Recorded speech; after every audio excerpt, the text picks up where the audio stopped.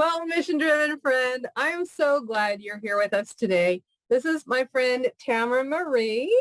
We are in a mastermind together, and she has graciously agreed to come on, and we are going to have a conversation about masterminds. But before we do that, Tamara, do you want to go ahead and tell them just a quick minute about you and what it is you do?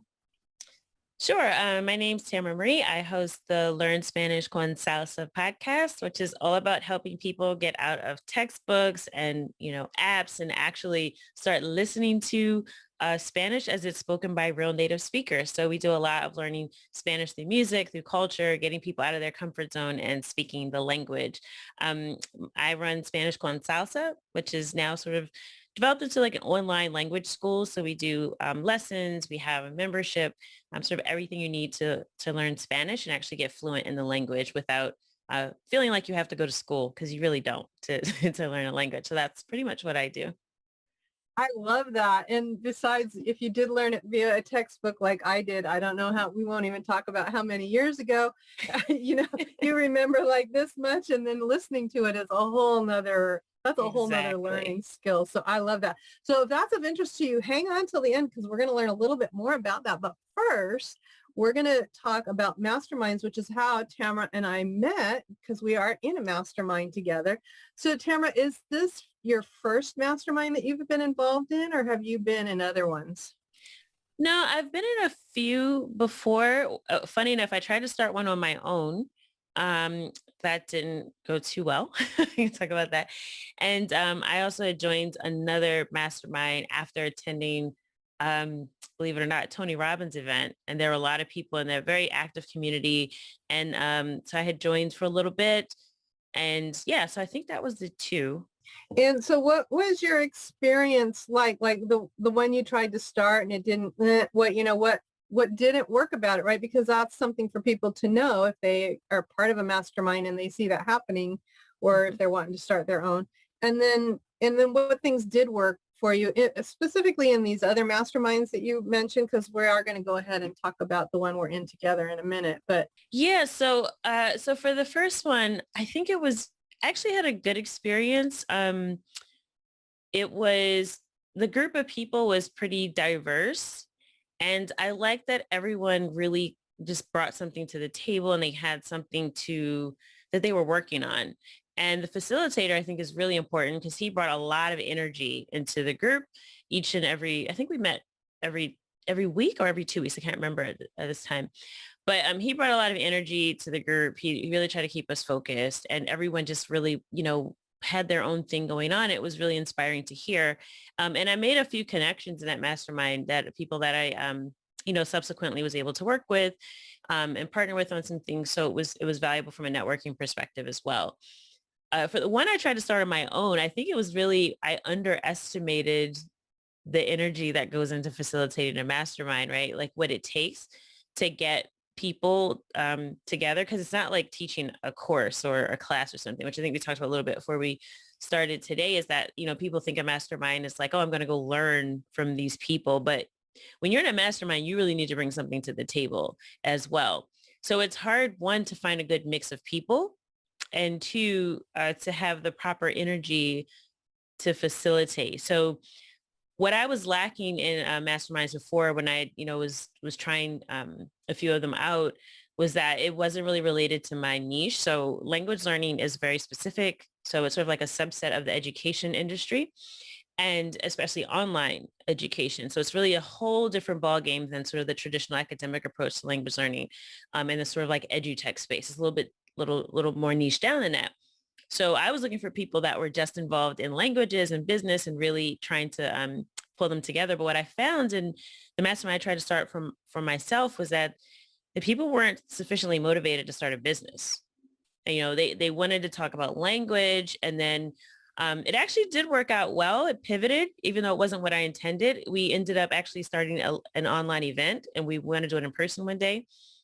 So that's what really came out of that. So still, I would consider it a fail, but it just definitely was a pivot and not what my original intention was, because I wanted to talk about business, but we really just sort of came together to provide a space for other women of color, actually specifically Black women, that were involved in language learning and teaching languages. So that's what sort of came out of that mastermind.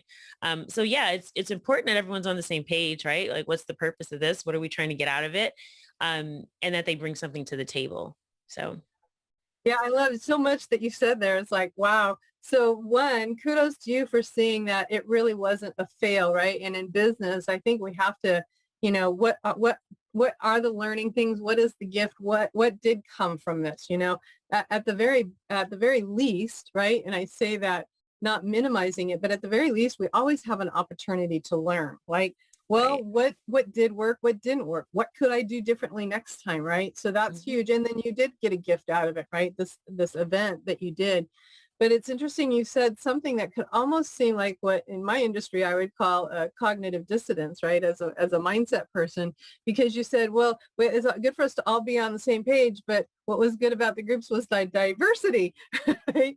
And so, Yes. like, Yeah. how does that work? But I understand, like, the group that we're in, we're all working on either like memberships or courses, right? So we're all Mhm. having that online piece of creating these memberships or courses. That is the common thing. But yeah, we're all in different niches, right? And we all have different Right. worldviews and we're coming from all different places. And that's one of the things that I've seen and like about the masterminds is ones that create diversity. Because I'm actually thinking about one right now in real estate. There's a famous teacher, I think is Buffini is his last name. And, he teaches, but it's all realtors, right? And Mhm. I think when everybody's in that same thing, you get this box, right? And you only think within your box. But when you have Right. this Right. diversity of worldviews and approaches and all of these things, then it just helps, right? Because something that works over here will also work over here. And you wouldn't Mhm. have thought of it necessarily because you're stuck in your language world, right? Like they weren't That's thinking true to about a a degree. business because they were all just focused on the language where you were focused on the business. But yeah. Yeah, but I think what came out of that was what they really wanted. And the thing that we could connect on was wanting to create community. So wanting to create an opportunity for Black women to connect over passion for language. So it just so happened, I identified them all and got them together, said, let's just have a call and see what happens. And they were all like, they're all phenomenal women. I knew I wanted to work with them. And they all had stated initially they wanted to do business. But when we started talking, I just realized like we all were at different places with that. And I think the uniting principle, has to be, what are we here for? What are we trying to accomplish? Yes, we're all like diverse and have different different personal goals or business goals, but what is it that brings us together? And that's the principle I think that needs to be there for any mastermind. Because if you have people who want to start a podcast and then they come into a mastermind for online courses, it's not going to be a fit. So. Yeah, very good. So, what, what would you describe, like we're using this word mastermind, right? Mhm. Mastermind, right? It's kind of like we get into our little industries and our little lingo, but how would you describe a mastermind or what is a mastermind to you? Well, it's funny because I think at first I didn't really know either. I was kind of like, when people are talking about, you got to be in a mastermind. I was like, what does that even mean? But the way I think of it now that I've had a little bit of experience with it is that, the saying like two heads are better than one, right? Um, and I think a mastermind is really that to, the nth degree. So however many people are in your mastermind, instead of two minds, you have three minds or four minds or five minds or whatever it is. So you have someone else or someone's else, more than one person, to bounce things off of. And I think a lot of times entrepreneurs especially, but a lot of people are guilty of this, right? We get stuck in our heads a lot, right? Or like you mentioned earlier, right? That tunnel vision when you're only sort of doing your own thing or you're around people like you can't really see the forest for the trees sometimes, or you're just like, oh, I really need to fix this one little widget on my website, but you really need to do marketing, right? And so I think that I view it more as like peer coaching. So it's like some people are familiar with like business coaching or, coaching for other things for sports. I'm a language coach. So there's all kinds of coaching, right? But I view it as sort of like a peer coaching. So it's like someone else or a group of people that you feel like you guys are on the same level in some ways. They might be a little ahead of you or a little behind you in their goals, but you feel like you're peers in some way. Like we're all entrepreneurs or we're all, you know, podcasters or whatever it is, like whatever that unites you, you're a peer and you guys can see things from different perspectives and provide that feedback. So I think it's really great. You get, sort of the accountability piece, but you also get different perspectives, and you really are bringing, more minds to the table. So I guess that's why it's called mastermind, right? It's like, you get other minds kind of working on your problem to help you solve it, where you might get stuck, or you just can't see something that's obvious to someone that's looking at it from the outside. So I think it's really valuable from that perspective. Yeah, and as you're saying it, the interesting part is sometimes it's not even a big thing, right? It can be just a little tweak, and it's like, and Right. sometimes it's stuff that we even know, and we might even coach people on. I know that has happened for me. It's like it's the thing that I'm coaching on, but I can't, like you said, we're in the woods, right? We can't see it for ourselves. We need that other perspective, that other person outside to be able to point us to it. So, Mhm. yeah, I think that's a good description of the mastermind. And I was actually thinking about a training that I did recently, and I'll put a link to that in the description below for anyone watching. But it's a sounding board, right? We need a sounding board. We need people to help us. And coaches are awesome. And I am a coach, and I have coaches, and they're great. But sometimes coaches can, well, they all levels of everything can be really expensive. But generally speaking, a one-to-one coach can be more expensive than investment than a mastermind, right? So that mastermind could be your first coach, right? Like you said, peer coaching. Right. So I love that. I love that. So what are some of the benefits that you have gotten from masterminds in general, and then like the mastermind that we're in? Well, I think in general, it is just sort of having that dedicated time and space to get out of the I say like working in your business versus working on your business.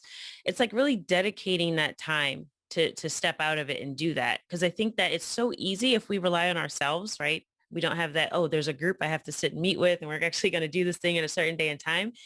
That really helps schedule things. Because I think as entrepreneurs, we're used to like, oh, I can set my own schedule. I can do what I want. And we kind of tend to gravitate to where those things that have less friction for us. So we stay in our zone of comfort instead of our, zone of discomfort, I guess. So it's so easy to do that. And I think having a group that you're going to meet with really gives you that opportunity to take a step back and look at things from a different perspective. So for me, it's definitely done that. I actually look forward to our mastermind, Valerie, because I think you do a great job facilitating. Don't mind me saying. And I think that's another thing that it helps me with, sort of structure, right? I'm I tend to be a very unstructured person. It's not what I look forward to. I'm not, I can plan very well, but I don't like to execute. I like to make the plan, and I like to have someone else implement. So I don't want to be the worker bee all the time. But with that means I have a lot of ideas. And the fact that, we're in a mastermind and we kind of go through what our goals are, what we're working on, and we set goals for the next 2 weeks, that's a very concrete amount of time. And it's helped me sort of just focus. Like you'll ask a question in a mastermind, like, hey, what are we going to work on next 2 weeks? And I go, okay, 2 weeks. What, because I want to say 15 things, and then I have to go, okay, we're meeting 2 weeks from now. What can I accomplish in 14 days? Like, it's very concrete, which really does help me focus and then stay focused on what matters. Cause I know I have to come back in 2 weeks and answer for what I said I was going to do.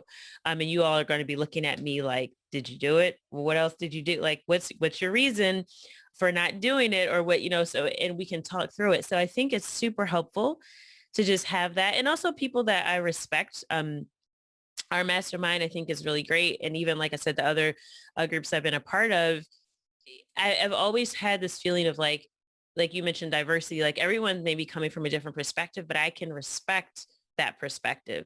And having that mutual respect is so important, because if you have someone that just comes in and everyone's like, okay, this person really isn't trying to do anything. Like I want to be able to help them, but they're not even trying to like do what we're trying to do. Like it becomes a drain.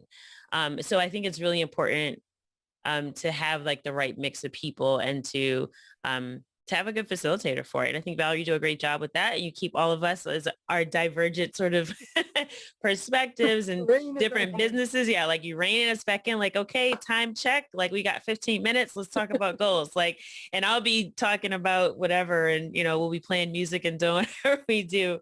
But yeah, it's so great for the focus for me, and to really help me see things from different perspectives on a consistent basis. So I think it's really helped me tremendously from that respect. That's good. That's good. And thank you for the compliment. That's my goal, is to try and make it be valuable for everybody. Is there like a specific like win or benefit or something that's happened in your like something specific to your business that you'd be willing to share that you think has come from the mastermind? Well, I think there's been so many things, right? So like every few weeks we set new goals, and I think for me it's just been able to accomplish them. So for example, I know that I was really excited. I came to you guys and said one week, it's like, look, I've got these interviews lined up for my podcast. I'm interviewing a recording artist. I'm interviewing an author of a book, and I got to step up my game, right? Like I need to really promote these episodes. It can't just be like business as usual, put it out there and just expect, if I build it, they will come. And so for me, I think, again, having that sort of as a benchmark, knowing that was a focus, and actually being able to execute that has really helped me. So I had both of those interviews. They went really well. I created a lot more assets around marketing them than I would have normally. I promoted them pretty well. They were shared by both of the influencers on Instagram. So I was able to increase my following. People are really excited about them. So I really have tried to capitalize on that and actually promote them more. So I think that's something to help me do, because normally I would have just published the episodes and, been like, okay, that was great. Next. Right. Next. And yeah, you're right. And I think if I recall, we had that conversation. You're like this, and I still get it, right? We're like, okay, we did this, next. Right, Like, right. well, wait a minute. No, you can do all of these things with it, right? And yeah, it's great for us to come up with the ideas and you have to implement, but right. even still, like I said, you were able to pick some of those ideas and go, okay, yeah, you're right. I do need to do that. Okay, I can do this one, and this one, and then go do that one, right? Mm-hmm. Yeah, so it helped out. So would you like to share your Instagram, or would you like to tell us who these influencers were that you had the interviews with? Sure, I can share. So my Instagram is at Learn Spanish con Salsa. And if you don't know any Spanish at all, con is C-O-N. It just means with. So it's basically learn Spanish with salsa is what it means. So Learn Spanish con Salsa on Instagram. And I interviewed Henry Santos, who is a recording artist from Dominican Republic, which is really well known for music in Latin America. He was part of a group called Aventura. His cousin is Romeo Santos, who's like tours the world. I mean, they filled up, what is the state? Madison Square Garden, New York City. Fairly big deal for those that love Latin music and love Spanish language. So interviewed him. He's in Miami right now, and I was able to interview him, virtually. That's one of the great things about the pandemic, is being able to talk to people on Zoom all the time.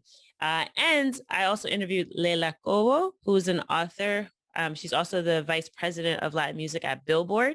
And she recently wrote a book about the history of Latin music, and I was able to interview her. She's also in Miami. I think I should probably move to Miami, or at least visit. I think about it. But anyway, she was really, really nice. And she has so many connections with recording artists. And because I talk about learning Spanish through music, these are like two interviews that are just like perfect for my audience. And for me, honestly, it's just like people I'm a fan of, and just was able to talk to. And both of those interviews were in English and in Spanish. So also help my audience get some exposure to the language. So it was definitely two win-wins. And you'll be able to send me links to those, and we can put those in the description if people want to hear any of those interviews. Definitely. Awesome. So you have a podcast. So we'll put that in your Instagram page. Is that where you're most active on social media, is Instagram? Yeah, Instagram. I also have a Facebook group. It's learnspanishconsalsa.com/Facebook. That's where I have a community. So anyone who listens to the podcast usually can find me there. If they have questions, requests for a song. I do a lot of song lyrics. I break down the lyrics and kind of give the explanation in English, and also kind of tell you how you can use it in your day-to-day conversation. So I do a lot of that on the podcast. So I get a lot of requests through the Facebook group, and also questions that I sometimes answer in the group, or I might do a whole podcast episode about it if it's worthwhile. So if you have questions about Spanish, whatever level, beginner, if you learned it years ago and you're trying to pick it back up, music is a great way to kind of get that interest going. And it doesn't feel like you're learning, like you're just singing songs, right? They're stuck in your head. You get those earworms. So it's not like this academic approach to like, I got to sit down and read a book and learn grammar. It's not that. It's so much fun to do it with music. So that's how I learned, and that's how I help my community learn as well. So it's a lot of fun. You have a membership too, but is that only open at certain times during the year, or how does Yeah, that work? currently we open up a few times a year just because it goes better with our cycle. We try to keep a group that you come in with together because I find that people are able to find accountability partners and link up that way. They're kind of going through the material together. So that's what we're currently doing. Sometimes we do open it up at other times of the year. But next we'll probably be opening late August, early September, so sort of like at the beginning of the next season. That's when we'll be bringing in more people into the membership. And there we do, it's more like everything you need to reach Spanish fluency. It's not just a course or just, listening to a podcast or just being on an app. I won't name any names. I think a lot of apps are great, but they don't get you to speaking the language. So in the membership, we really focus on getting the opportunity to get over your fear of speaking. Because a lot of adults, like, especially I know me, I mean, I've been learning Arabic and Portuguese too since quarantine, and you feel like a toddler, right? You start trying to form words in another language. You sound ridiculous. You're like, hola, como, how am I supposed to? And you don't sound like native speakers because you hear them and it sounds like, and then you talk, you're like, hola. So just helping people get over that initial fear of sounding silly and also teaching you how to sound like a native speaker. So in our membership, we really focus on getting that practice in, doing those reps, just like in the gym. Like the more you do it, the lot easier it becomes. So that's more hands-on, and I do group coaching in the membership. So you really get more from me in the community there. Than you get from when you just sign up for a course. So that's what we do in the membership. I love it because I'm a language coach and I really like to help people set goals around language learning and actually make progress instead of just sort of, oh, I've been learning Spanish for 10 years. And then you say, hola, ¿cómo estás? And they're like, huh? I think I know what that means. Like, I get a lot of that. And I think if you've been learning for 10 years, that's unacceptable. So I help people kind of get over that hump and actually start speaking and really be able to benefit from all the work that they've already put in on their own learning the language. So Yeah. Do you have a wait list for that for if people want to join? I do. Yeah. Yeah. So just SpanishConsalsa.com. Just go there and you'll see the link to join the wait list if you're interested in the membership. You also learn about our courses. We have a lot that we offer. We have one-on-one lessons as well. So yeah, just SpanishConsalsa.com and you'll be in our ecosystem. Yeah. And we'll have the link down below. So I'll tell you, I like I said, I took Spanish, I don't know how many years ago, and I actually live kind of in a Spanish community. So I do have to retrieve those words, but I'm still at I sound like a toddler, right? It's like I come up with a couple words and a bunch of sign language and we get it across, right?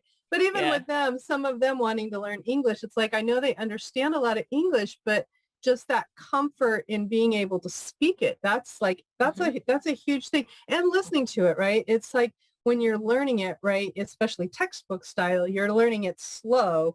So then when you hear the native speaker that you mentioned, blah, blah, blah, blah, you're like, well, wait a minute. It takes your brain a while to process and pick all those, because they're foreign sounds at first until you get familiar with them. So I love the work that you're doing in there. If learning Spanish ever gets on my list again, I'm definitely coming to Tamara to Spanish Consulta to learn. See, I don't even sound like it with the way you said it, but that's where I would go because I could. So like, I like music, and you're moving. Then so you're actually bringing in the whole kinesthetic thing with that too. Yeah. I mean, who doesn't like music? I mean, I think I've had one person and the whole time I've been doing it said, I don't really like music. And I kind of, okay. I mean, that's interesting. I can't help you. I mean, like, this is what most people love music. Most people love music. And there's all types of music in Spanish. So whatever sort of you like, you can find what you like. I always tell people in anything you do, but especially when you're learning a language, like find something you love to do and just do it in that language. It doesn't have to be what someone prescribes for you. Like if you like to dance and whatever you want to learn. I mean, that's just a much more natural way, I think, of learning and then staying committed to it, so. And actually we're having a live, I forgot what to mention, we're having a live class for anyone who might be interested in testing out how this works. It's actually going to be a dance class, a salsa dance class in Spanish on June 8th with some of the best instructors, not me, because I can dance, I can hold my own, but I am not a teacher of dance. I'm a teacher of language. Very clear on that. But we do have some really phenomenal internationally known dance instructors doing a live class for us on Tuesday, June 8th. And yeah, we'll be doing it live. You get to learn how to dance. You get to learn a little Spanish and kind of do like a mini immersion. So we're doing that. You could SpanishConsalsa.com/dance if you're interested. And we're providing the recording too. So if you're like, oh, I'm not available on that date, you'll get the recording, you'll get vocab and all of that. So you can learn how to dance and learn a little Spanish. So cool. And depending on where you're watching this, we'll have the link for that down below as well. And so we started with talking about masterminds. We talked about what you do in your business and how, how the masterminds have helped you. If there's somebody considering joining a mastermind, which actually I am starting one as well. So again, check the links to see if it's open depending on when you're watching it. But for somebody who had considered joining a mastermind, and it's an investment, right? It's an investment not only of money, but of time, like you said, but it was like, for you, it was that valuable of the time working on your business. But what would you say to somebody who's thinking about joining a mastermind? Why should they join it like ASAP? Well, I would say if you're a person who, if you've been trying to meet a goal, like start a business,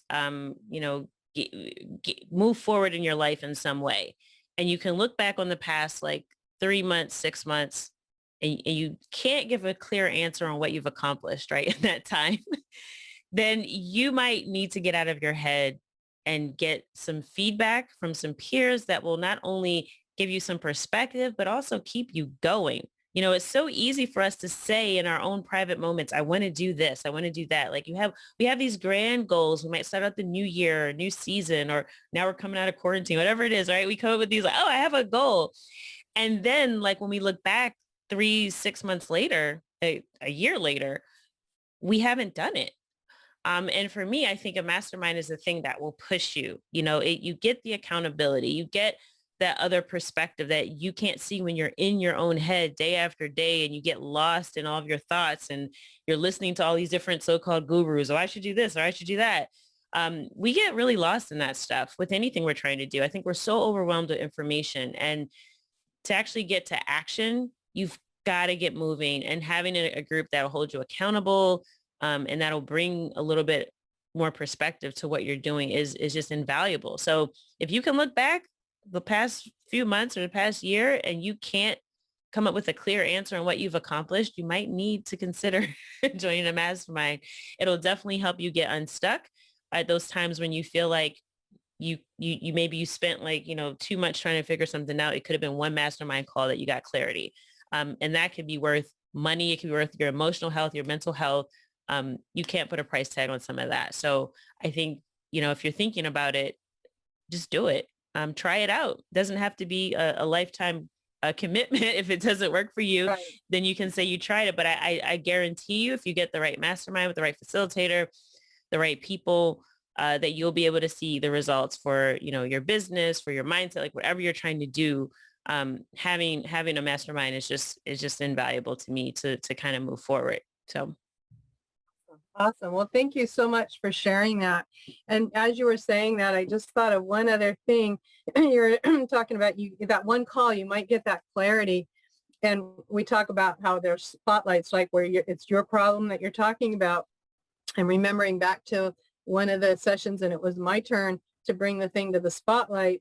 And I said, well, do you have any feedback? And you said, no, I'm taking notes too, right? It's like, right. So even if yours isn't, even if it's not your week, right, to bring your challenge, like somebody else's challenge could be your challenge too. So there's just so many opportunities for that little bit of clarity that you're talking about and that accountability. So I love it. I love it.